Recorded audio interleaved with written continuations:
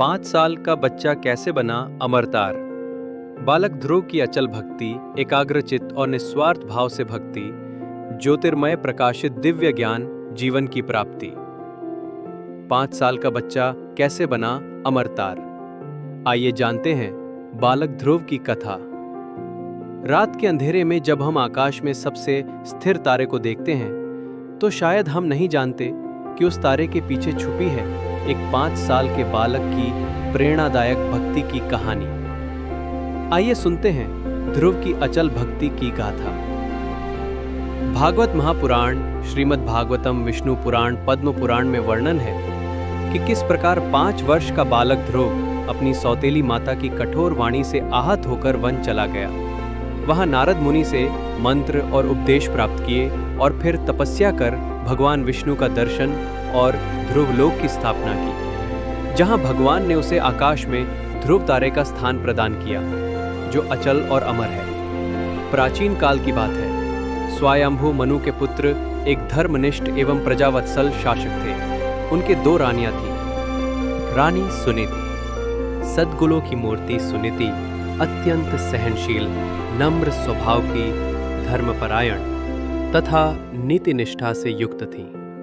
उनके नाम का अर्थ ही था सद्गुण युक्त नीति वाली स्त्री। उनका पुत्र था ध्रुव, एक सरल, संस्कारी एवं जिज्ञासु बालक। रानी सुरुचि, उनका पुत्र था उत्तम।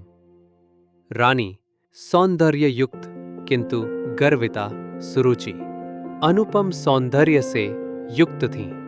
राजा का विशेष स्नेह उन्हें प्राप्त था, परंतु वे अत्यंत अहंकारिणी थीं। वह चाहती थीं कि केवल उनका पुत्र उत्तम ही उत्तराधिकारी बने। राजा उत्तानपाद का हृदय सुरुचि के प्रति अधिक आसक्त था, अतः ध्रुव एवं सुनीति की उपेक्षा होती थी। एक दिन राजप्रसाद के राजकक्ष में राजा सिंहासन पर विराजमान थे। उनका प्रिय पुत्र उत्तम उनकी गोद में खेल रहा था। पास ही खड़ा था छोटा सा ध्रुव, जो ये दृश्य देख रहा था। वो भी अपने पिता की गोद में बैठने के लिए आगे बढ़ा।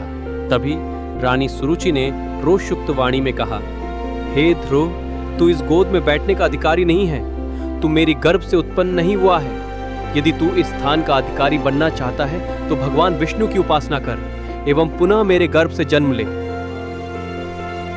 इस कटु वचन और आचरण से ध्रुव का बाल हृदय विदीर्ण हो गया। वह अश्रुपूरित नेत्रों से अपनी माता रानी सुनीति के समीप गया और बोला, माँ, क्या मैं इतना ही तुच्छ हूं कि पितृ स्नेह भी मुझे न मिल सके। माता ने व्यथित होकर कहा, पुत्र, संसार में कई बार अन्याय होता है, परंतु एक ही न्यायकारी है, भगवान श्री हरि विष्णु। यदि तू एक निष्ठ होकर उनकी आराधना करेगा तो वे स्वयं तुझे वो स्थान प्रदान करेंगे जिसे कोई छीन नहीं सकेगा। अगले दिवस प्रातःकाल बिना किसी से कुछ कहे पंचवर्षीय ध्रुव एकल व्रती होकर वन की ओर प्रस्थान कर गया, भगवत प्राप्ति की अभिलाषा लेकर। वो गहन वन से निर्भीक होकर अग्रसर हुआ। उसकी दृष्टि स्थिर थी, चित्त एकाग्र था। मार्ग में उसकी भेंट हुई, देवर्षि नारद से हुई। देवर्षि नारद ने पूछा, वत्स, तो इस दुर्गम वनपथ में अकेला क्यों भटक रहा है। ध्रुव ने कातर स्वर में कहा, मुनिवर, मैं जगत पालक पिता स्वरूप भगवान श्री हरि विष्णु की प्राप्ति हेतु तपस्यारत होना चाहता हूं। मुझे कोई अन्य आश्रय नहीं चाहिए। मैं केवल श्री हरि विष्णु जी का आश्रय एवं दर्शन चाहता हूं। नारद प्रसन्न हुए। उन्होंने उसे ओम नमो भगवते वासुदेवाय मंत्र प्रदान किया एवं मधुवन नामक क्षेत्र में स्थित होकर तपस्या आरंभ करने को कहा। ध्रुव ने कठोर तपस्या प्रारंभ की। प्रथम मास में केवल पलाहार, द्वितीय मास में केवल पत्र भोजन, तृतीय मास में केवल जलपान, चतुर्थ मास में केवल वायुपान एवं पंचम मास में केवल प्राण नियंत्रण। उसकी तपस्या इतनी प्रबल थी कि त्रैलोक्य में कंपन हुआ। देवगण भयभीत हो उठे। ब्रह्मलोक तक ये स्पंदन पहुंचा।